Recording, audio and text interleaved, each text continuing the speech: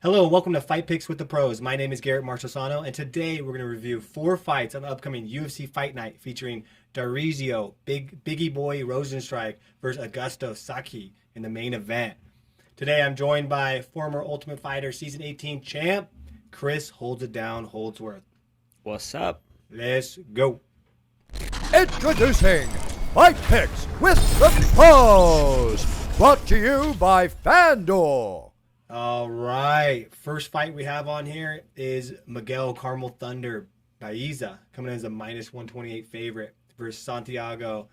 What is that? Genta boy? Ponzinibbio. Ponzinibbio coming in as a plus 104 dog. So this is an interesting fight. I know we've reviewed Miguel before. This guy has a ton of power coming over from MMA Masters. He's 10-0, 7 TKOs, 1 sub. And he's one of those guys, I was telling you before, he kind of reminds me of Josh Emmett. He's the type of guy that when he lands, he's got kind of this God-given talent that power goes through his bones. And he's got power in his left hand, power in his right hand, multiple punches, right hook, overhand right. So what are your thoughts on Miguel, and what do you think about him? Yeah, I remember watching him that last fight, and I was really impressed by his power. And the dude, he's jacked too, right? Yeah. Like super ripped. Yeah, I was surprised. He had a lot of power. And then he's 10-0, 7 TKO, so he's got a lot of finishes. And I think he can finish anybody from anywhere. You know, he can finish you from standing, and if he gets you to the ground, he's got some TKOs, some ground and pound stuff as well. So we'll see how he fights and pairs up versus Santiago, another guy who looks like he's got way more experience. Fighting out of American Top Team, which is a great camp with a ton of great fighters. So this is gonna be interesting. Shoot to box. MMA Masters. Sorry, Yeah. MMA Masters versus ATT. Yeah. No, it's big, and so he's great. Of course, he's one of the biggest prospects in the UFC right now. He's flying up the rankings, 10-0. And so I like him a lot. He's always fun to watch, and you always got to be wary of those guys that with the undefeated record, right? They can't be stopped. And what the difference with them, they're on all-time confidence. When they got their they think they could take it out of anyone.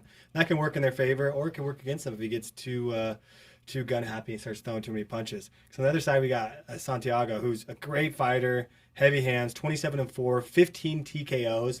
I actually watched him out in Abu Dhabi cage side and watched him fight. He actually took one of his first TKO losses, which was hard to see because it was one of those where he got knocked out and didn't know he was knocked out, and right as the ref was on top of him, he ran over to Dana White and he said, that wasn't real. Why he was staggering. And I was right behind Dana, and it was kind of a hard thing to watch. It was like, whoa, buddy, you just got dropped. Calm down. So he's got to watch the film. But he's a great fighter. He throws heavy. He's fun to watch. He was also a big prospect for Dana White in the promotion. They thought that he could possibly be the middleweight champ one day. He's got the record for second most knockdowns in the welterweight champ, excuse me. So what it tells me is that it's a great matchup by Sean Shelby. I like this pairing. Santiago Ponzinibbio. Okay, that's how you say his name. And I like it because you got heavy hands on both sides. So it's like someone's getting knocked down or someone's getting knocked out. I don't think this fight is not going the distance. So Chris, for you, at the end of the day, any thoughts on Santiago? I know you like that he's out of AT&T. And what's going to be your official prediction for this? Yeah, fight? so reading some of these, he was out for 2 years for a bacterial infection. And if you don't know what a bacterial infection, it's usually a staph infection. I'm just coming off a staph infection myself, and I totally understand 2 years. So he must have had MRSA, or his antibiotics weren't working or something. Because if you've had a bacterial infection for 2 years, that means it's reoccurring. And you're seeing that more and more nowadays because these bacterial infections are becoming more resistant to the antibiotics, and they're sticking around, or they're coming back, and they can be a pain in your butt. So good to see him back after pretty much a 2-year layoff after that. But yeah, he's got a well-rounded 15 TKOs. He's got like 5 or 6 subs. So, he can finish you with strikes, or he can finish you on the ground. I'm always a fan with guys who have like an even amount of finishes. Like, they're just not one-sided. They can finish you anywhere the fight goes. So I'm excited for this one. Are we doing our picks yet? Yeah, throw in your pick. I'll go behind you. I'm gonna go with the Carmel Thunder. The 10-0, like we were just talking about. I was really impressed with his last fight. And I just think, the 10-0, he's got the confidence. He's got the power to finish Santiago. I think he's the younger fighter, so I got Carmel Thunder. Okay, you're going Carmel Thunder. I think he's going to finish Santiago, too. Maybe the second round. Second round Yeah. finish. I'm going to follow you on this one. I like Miguel, and I see Santiago, he left himself open and got clipped by a big hook, and I don't know if it was cage rust or whatever you want to call it, 2 years off. He looked good in the fight. He looked confident. He landed some shots himself, but he was a heavy favorite in that fight. So for him to come in as the heavy favorite and get knocked out, it just shows me something might have changed. He's getting a little older. Maybe the confidence is shaken. Now to put him up with a young gunner who is starching everyone, that's tough. So I'm also going to go Miguel, Carmel Thunder. I'm going to say that it's going to be by third round TKO. Good call. All right, let's move on to the next fight. We have Laureano El Matador Staropoli. Don't look at me like that, Chris. Sounds like a pasta. Sounds like a good pasta. Coming as a plus 120 underdog versus Roman, the Caucasian Dolidze. Okay, I phonetic that one out. Dolidze coming as a minus 148 favorite. So this is an interesting fight. Roman's a former champion. He's 8-1, 4 TKOs, 3 subs. There's your even finish rate. And nice. What I noticed about this guy coming in at middleweight, he's a big guy. So I watched film on both these guys, and Roman all of his opponents, it looks like he's so much bigger than him. So that shows me he's cutting down from 205 to get to that middleweight, and then he's putting on a bunch of weight. So he's definitely gonna have the size advantage. On the other side, we got Laureano. There we go, Laureano. So, he's 9-3, 5 TKOs, 2 subs, 2 straight losses, 1 to 10 means. So coming in against a guy who's a former champ and Roman, who did take a loss against Trevin Giles, who's a great fighter in his own right, and that was just back in March. But I think he's going to get right back on the horse. I really like him. He's 3-1 in the UFC, took one loss. He's got a 5-inch reach advantage, former champ, ton of confidence. So, Chris, I know you can tell who I'm leaning with in this. I'm going to go ahead and give you my fight pick right away. I'm going Roman by TKO. He's got heavy hands, and I think he's going to be able to pull this one out. I'm going to say second round, he gets the finish by either KO or submission. Okay, I like that pick. I'm going to go with my pasta man, Staropoli. There you go. Is that how you pronounce it? Staropoli. Staropoli. Yeah, I'm going to go with the shootbox fighter, Staropoli. He's got the even finish rate, 5 TKOs, 2 subs. Not even, but, he can finish you both areas. 5 straight wins prior to the UFC, 2-2 now. So I'm just pulling. I like the name. I'm going with Staropoli. Pulling for the dog. Yeah, by decision. All right. I like that. All right, let's move over to our next fight. We've got Walt, the big ticket Harris, coming as the plus 140 dog versus Marcin Tybura coming as the minus 172 favorite. So this is a heavyweight fight. These are big guys. Oh. We're familiar with both these guys. Walt Harris, of course, he's the type of guy, 13-9, 13 TKO wins. So Walt has this mentality that a few fighters in the UFC has. It's kill or be killed. They're going in there. I'm either going to knock you out or I'm going to gas myself and you're going to slowly take me out. Yeah. And that's what Walt Harris comes with. You see it time and time again. Maybe his camp says, hey, let's slow down your game a little bit, but maybe that's just how he comes in. He's got that southpaw stance, and he's got losses on his record, but in that heavyweight division, he's always fighting the biggest guys, Overeem, Volkov, and the list goes on. So that's an interesting one. So staying on Walt Harris, what are your initial thoughts of Walt and his kind of MMA career?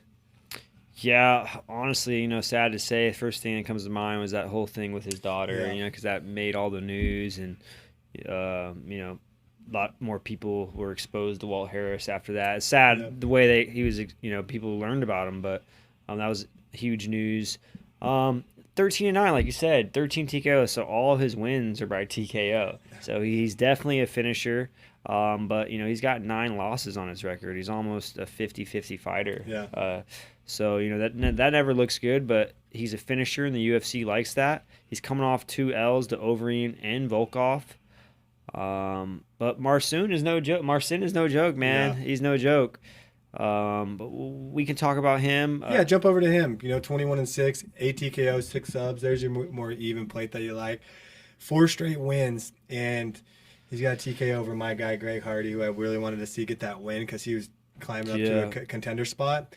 But gotta give it to Tybura. He kind of weathered the storm of those big shots. Really showed some cardio and got Greg gassed out. And Greg was looking to win that fight. He was looking good in that fight. So I got to give it to him. And he's 4-0 in 2020. So he stayed active, fought a lot, which means to me he's progressing, getting better, working with the coaches, racking up wins and racking up confidence. Yeah.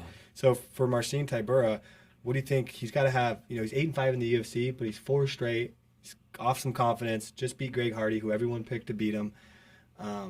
What do you think of his feelings coming in this fight? What do you think his strategy is going to be against Walt Harris?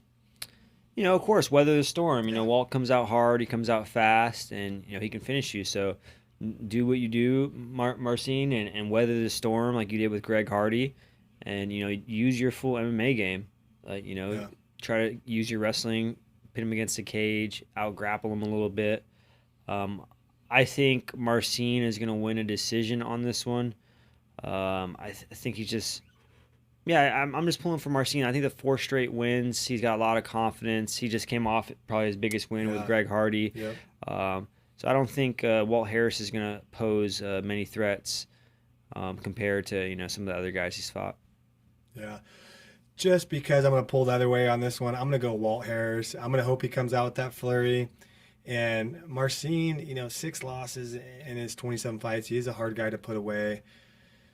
So I'm going to say Walt comes out hot and he wins that first round, gets a win in the second round, starts fading a little bit, but survives and gets that split decision win. I'm going to go Walt Harris by decision. It's time for the main fight pick of the evening. Chill. All right, in the main event, we've got Jairzinho Rozenstruik coming as a -122 favorite versus Augusto Sakai coming as a +100 dog.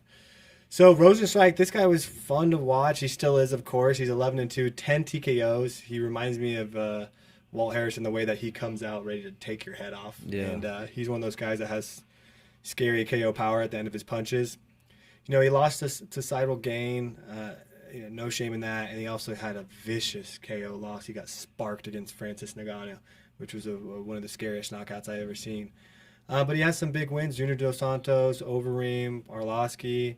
I like him. He has a great striker game. He has a good base to where he keeps his hands high when he's striking, and so when the big bombs are coming in, he couldn't quite call it against Francis Ngannou. Those are some wild haymakers Francis was throwing, but his overall boxing game, his power, and what he brings to the table is definitely nothing to mess with. So he's definitely a great fighter. Other side, we got Augusto Sakai, who's really climbing the ranks. 15-2, 11 TKOs. He lost to Alistair Overeem, got KO'd last September, but he was really on the rise. He was on a 4-fight win streak. He was on a big rise to really be a big contender in the heavyweight division. And so this is kind of his fight to get his momentum back up. And again, Sean Shelby, great fight here. I like these for both these guys. They're kind of in the same boat, need to get back on track, and they're both really talented. So, Chris, what's your opinion? Any of these fighters jump out at you? Yeah, Jairzinho really stood out. I didn't know much about him, but when I first saw him fight, he hits really hard. He's got really good leg kicks. As you can see on his record, 10 TKOs, so he can definitely finish you with the power. And if you watch that Overeem fight, he was losing that whole fight and then won last couple seconds, right? And split Overeem's whole lip open. So after that, Jairzinho, got on the map, and then I think he lost to Ngannou after that, if I'm not mistaken. But we got Sakai, who's another finisher. 11 TKO. He's 15-2, so he's got 4 more fights than Jairzinho. Yeah. And he's beaten some good guys in that heavyweight division. I think I'm gonna pull for Augusto on this one. I think he's probably got the better all-around MMA game coming from looks like the Ribeiro team. It's going to be some jiu-jitsu and all that. So I only really seen like heavy bombs and leg kicks from Jairzinho. I haven't seen him open up too much, but he stays tight, like you said. He's got good defense. He kind of picks and chooses his shots. But I think Augusto is going to come out as the aggressor and try to come out hard and take Jairzinho down. Yeah, no, I think that's a good analysis. I think Rosenstrike he likes to counter punch and does weight, so I can see Augusto bringing the pressure and kind of backing him up and controlling the fight. But I'm going to say that Rosenstrike is going to bring those heavy leg kicks, heavy punches. Coming out American top team, they know they need a win here. He's got heavy hands, and he's really going to take a step down in competition. He's been fighting these Overeems, Junior Dos Santos, and Francis Ngannou, and all these just top 5, top 8 heavyweight guys. So I think in this fight, I think he's going to come out aggressive. He wants to make a statement. Out of his 11 wins, like you said, 10 TKO. So he's known to put guys away. So I'm going to say Jairzinho Rozenstruik, Biggie Boy Rozenstrike, by KO. I'm going to say in the first round. TKO for Rozenstrike. I got Augusto by submission, third round. Ooh, by third round submission. Oh, okay. 4 decisions. No, are you sure? 11 TKOs, he's got 4 no decisions. He's got no submissions on his record either. Okay, you going for that? Are you sure? I'll switch that up. I'm going to go decision. Yeah, I think decision was a good call. Yeah. Okay, you're going by decision. I'm going by first round TKO. Thanks for watching Fight Picks with the Pros. I'm Garrett. That's Chris. We'll see you next time. See ya. Hello, everyone. Bruce Buffer here. Thank you for watching the MMA Surge YouTube channel. We hope you enjoyed this video. Don't forget to subscribe and get notified when we upload next.